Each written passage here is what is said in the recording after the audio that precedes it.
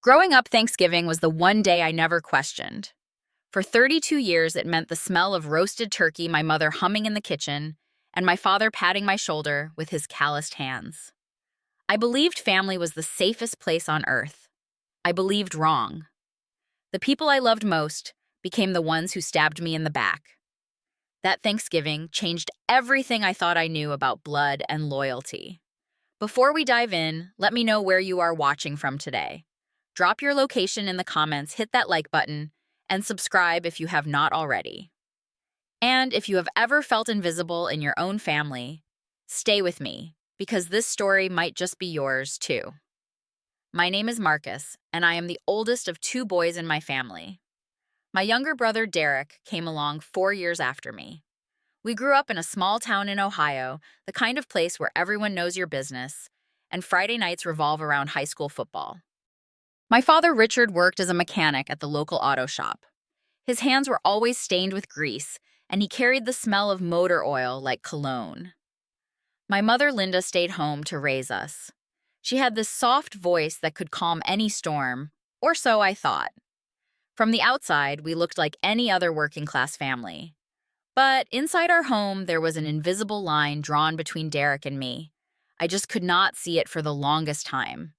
I was the responsible one, the one who got good grades without being asked, the one who started working part-time at 16 to help with groceries. I bagged items at the local supermarket after school and on weekends. Every paycheck I handed half to my mother. She would smile and say I was such a good son. Derek was different. He never had to lift a finger around the house. When he broke the neighbor's window playing baseball, my parents paid for it without a word. When I accidentally scratched my father's truck backing out of the driveway, I had to work extra shifts for 2 months to cover the repair. I told myself it was because I was older. I should know better. I should be more responsible. When I turned 17, I saved up $3,000 from my job to buy my first car. It was a beat-up 1997 Honda Civic with 160,000 miles on it. The air conditioning did not work, and the radio only played static, but it was mine. I earned every penny. When Derek turned 17, my parents bought him a brand new Ford Focus. The reason my mother gave was that Derek needed to focus on his studies and did not have time to work. I remember standing in the driveway watching Derek polish his new car and feeling something twist in my stomach. But I pushed it down. Family was family. I worked hard in school and applied for every scholarship I could find. When I got accepted to Ohio State with a full academic scholarship, my parents seemed proud. But they did not come to my orientation. Derek had a basketball game that weekend, and they could not miss it. College was a grind. I worked 2 part-time jobs while maintaining my grades in accounting. Some semesters I survived on ramen noodles and peanut butter sandwiches. But I graduated in 4 years with 0 debt and a job offer at a firm in Columbus. Derek dropped out of community college after 1 semester. He moved back home into his old bedroom and spent his days playing video games and talking about business ideas that never materialized. My parents never pushed him to do anything. They said he was finding himself. I moved to Columbus and threw myself into building a career. I started as a junior accountant working 60-hour weeks, proving myself at every turn. Within 5 years, I had been promoted twice. I was finally making good money, and the first thing I did was start sending some home. Every month, I wired $500 to my parents. I paid for my mother's knee surgery when her insurance would not cover it. I sent money for a new roof when theirs started leaking. I never asked for thanks. I never expected anything in return. That is what family does right. Then I met Abigail. It was at a financial planning seminar downtown. She was sitting 2 rows ahead of me, and when she turned to ask if anyone had a pen, our eyes met. She had this confidence about her that I had never encountered before. Abigail was a lawyer, sharp as a tack with a quick wit and a smile that could light up any room. Her parents had immigrated from Nigeria before she was born, and they had instilled in her this fierce independence that I found magnetic. We dated for 2 years before I proposed. On our wedding day, my parents came, but they spent most of the reception talking about how Derek had just started a new job. He quit that job 3 weeks later. Abigail saw things I had trained myself not to see. One Thanksgiving, she pulled me aside in the kitchen and asked why my mother only talked about Derek like he was the only son she had. I made excuses. Derek needed more attention. Derek was going through a hard time. Derek was finding himself. Abigail never pushed, but I could see the concern in her eyes. She would just squeeze my hand and say she was there for me. I did not realize then how much I would need her to be. Despite living 4 hours away, I called my parents every Sunday without fail. I drove home for every major holiday. I sent birthday cards, anniversary gifts, Christmas presents. I was determined to stay connected to my family, even as the distance between us felt like more than just miles. Derek rarely called. He hardly ever visited, even though he lived 15 minutes from our parents. But whenever he did show up, you would think the prodigal son had returned. My mother would cook his favorite meals, my father would crack open the good bourbon, and I would sit there wondering what I was doing wrong. Thanksgiving of last year started like any other. Abigail and I loaded up the car with a pre-roasted turkey, 2 bottles of wine, and presents for everyone. The drive from Columbus was peaceful. Abigail held my hand over the center console while we listened to a true crime podcast she had been obsessed with. When we pulled into my parents' driveway, something felt off. I could not put my finger on it at first. The house looked the same. The decorations were up. But there was a tension in the air like the moment before a thunderstorm. Derek was already there with his new girlfriend, Tiffany. She was 23, worked at a tanning salon, and laughed at everything Derek said, whether it was funny or not. My parents greeted us at the door, but their smiles seemed forced. My mother hugged me quickly, then spent 10 minutes fawning over Tiffany's nails. Dinner was uncomfortable. Derek dominated the conversation, going on and on about some new business venture he was launching. He was vague on the details, just kept saying it was going to be huge. My parents hung on every word, nodding enthusiastically. No one asked about my promotion. No one asked about the house Abigail and I had just put an offer on. No one asked about anything in my life at all. Under the table, Abigail found my hand and squeezed. Her signal that she was there, that she saw what was happening, that I was not crazy. I squeezed back and tried to focus on my mashed potatoes.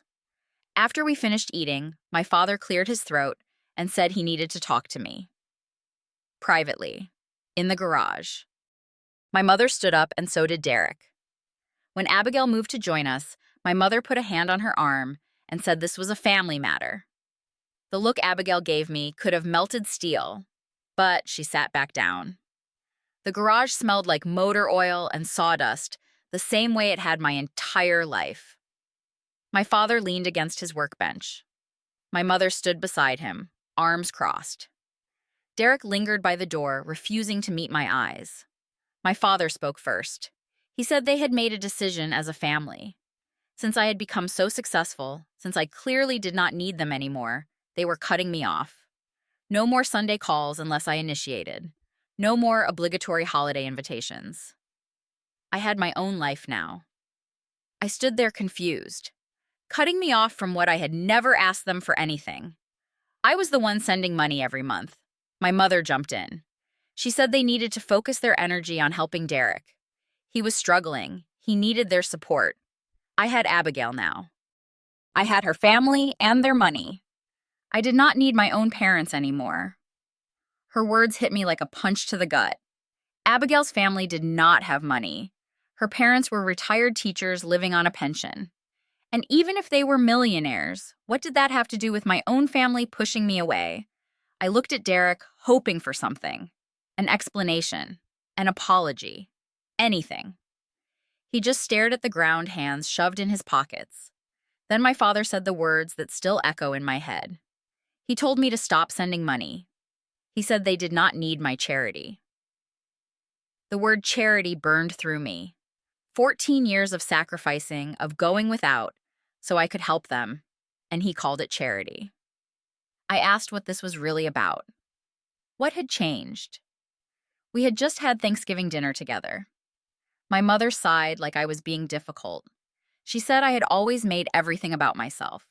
She said Derek had real problems, and I only cared about showing off how successful I was. I could not speak. 32 years of being the good son, the responsible one, the one who never asked for anything. And this was what I got. A garage ambush on Thanksgiving. I turned and walked back into the house. Abigail was sitting on the couch, her phone in her hand, her knuckles white. She took one look at my face and stood up immediately. I grabbed her coat and said we were leaving. We did not say goodbye. We did not make a scene. We just walked out the front door, got in our car, and drove away. For 4 hours, I did not say a word. Abigail did not ask questions. She just rested her hand on my thigh and let me process. When we finally got home, I went straight to bed. I did not cry. I did not rage. I just felt hollow, like someone had scooped out everything inside me and left nothing but an echo. The months after Thanksgiving were quiet. I threw myself into work, staying late, taking on extra projects, anything to avoid thinking about what had happened. Abigail gave me space, but made sure I knew she was there. Every night she would bring me tea and sit beside me on the couch, even if we did not talk. I did not call my parents. They did not call me. It was like I had ceased to exist in their world. Sometimes I would pick up my phone on Sunday evenings, out of habit, then remember there was no one to call. 3 months after that Thanksgiving, I got a call from my Aunt Ruth. She was my father's younger sister, the black sheep of the family, who had moved to California decades ago. She was the only relative who still checked in on me regularly. Aunt Ruth did not waste time with small talk. She said she had heard some news through the family grapevine. Derek had just bought a lake house on Lake Erie. Not renting. Bought. Cash. I almost laughed. Derek did not have a job. He did not have savings. The only cash he had ever seen was what my parents slipped him under the table. Then Aunt Ruth got quiet. She told me to check my accounts. All of them, especially the old ones. I thanked her and hung up my hands already shaking. There was one account I had almost forgotten about. A savings account I had opened when I was 18. Back then, I was not old enough to open an account without a parent cosigner, so my father had added his name. Over the years, I had just kept funneling money into it, never thinking about the fact that his name was still on there. I trusted him. He was my father. I logged into my online banking and navigated to that account. For a moment, I thought there must be a glitch. The balance was wrong. Way wrong. I had $87,000 in that account. 14 years of saving, of sacrificing, of telling myself I was building a safety net. Now the balance showed $412. I pulled up the transaction history. Withdrawal after withdrawal over the past 6 months. 5,000 here, 10,000 there. Large round numbers transferred out at regular intervals. My father had drained my account. My own father had stolen $87,000 from me. I called him immediately. My hands were shaking so badly I could barely hold the phone. When he answered, I did not bother with pleasantries. I asked him about the account. I asked him about the money. There was a long pause. Then he said it was family money. He put his name on that account. He had a right to it. I asked what he did with it. He said he invested it in Derek's future. Derek needed it more than I did. I had a good job. I had a wife. I would be fine. My mother got on the line. She said I was being selfish. She said I had everything, and Derek had nothing. She said a good son would want to help his brother. I asked her directly if they used my money to buy Derek a lake house. She hesitated, then said Derek needed a place of his own. He needed stability. They were just helping him get on his feet. I hung up without saying goodbye.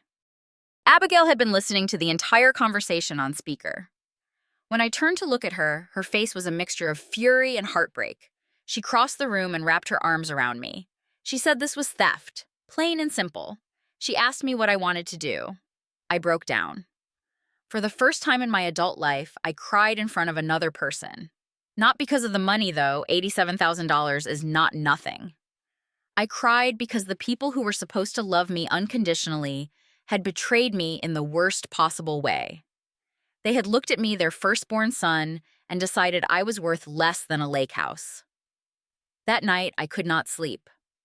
I lay in bed, staring at the ceiling, remembering all the breakfasts I skipped in college to save money, all the dates I turned down because I could not afford dinner and a movie, all the times I told myself I was building something that the sacrifices would be worth it someday.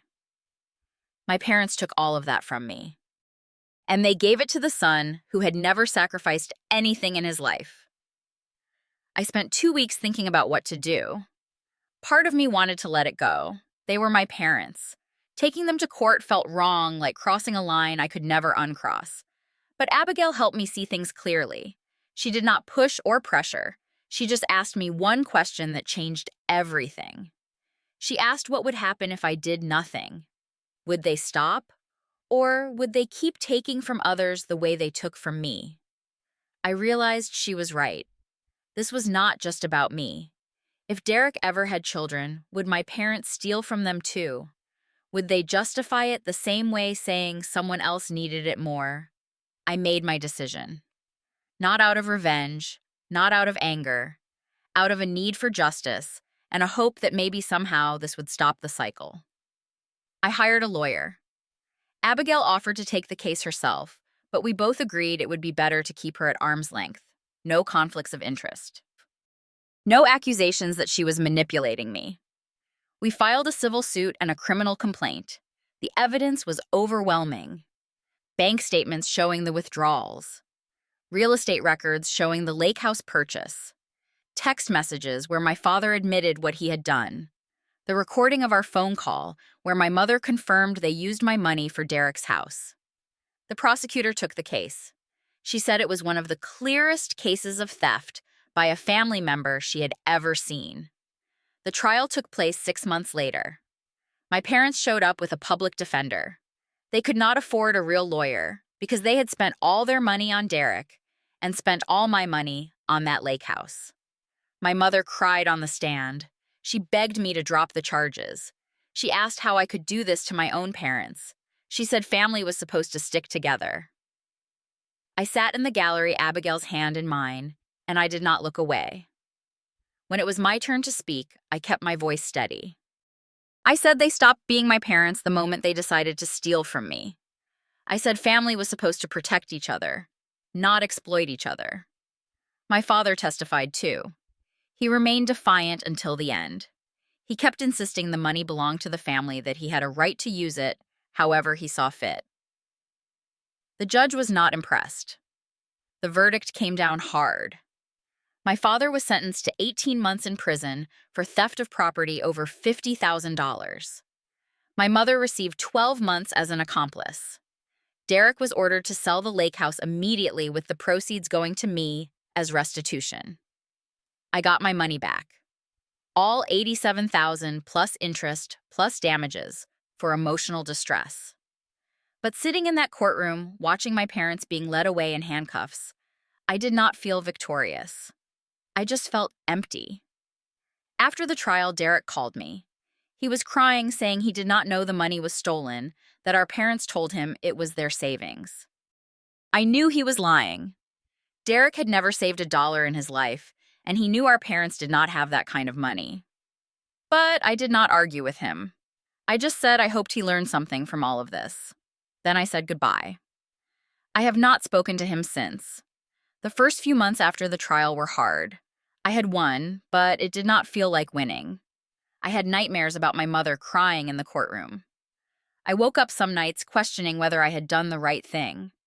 Abigail never wavered. She held me through the darkest nights and reminded me that standing up for myself was not betrayal. The people who betrayed me were the ones who stole from their own son. I started seeing a therapist. Her name was Dr. Patterson, and she helped me understand that I had spent my entire life seeking approval from people who were never going to give it. I was the scapegoat, the one who was expected to give and give and give while receiving nothing in return. Learning to set boundaries was not selfish. It was survival. Slowly, I started to heal. I leaned into my friendship with Aunt Ruth, who called me every week just to check in. I reconnected with college friends I had neglected while chasing my family's approval. Abigail and I started trying for a baby, and 1 year after the trial, we welcomed our son into the world. We named him James after Abigail's father. These days, my definition of family has changed. Family is not the people who share your blood. Family is the people who choose to love you, who show up for you, who would never dream of taking advantage of your trust. 6 months ago, my father got out of prison. He sent me a letter asking if we could meet. He said he had changed. He said he understood now why I did what I did. He wanted a second chance. I read that letter 3 times. Then I put it in my desk drawer. I did not throw it away, but I did not respond either. Maybe someday I will have the strength to face him again, but not today. Today, I am focused on the family I have built, not the one I lost. Last Thanksgiving was quiet. Just me, Abigail, little James, and Aunt Ruth, who flew in from California. We did not have a fancy dinner. Abigail made lasagna because neither of us felt like dealing with a turkey. We sat around our small table, and I realized something. For the first time in my life, Thanksgiving felt like home.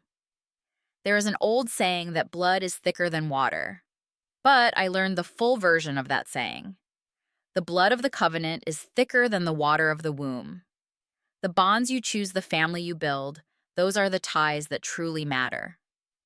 If you are out there watching this and you have family members who make you feel small, who take more than they give, who treat you like you are less than, I want you to know something. It is okay to walk away.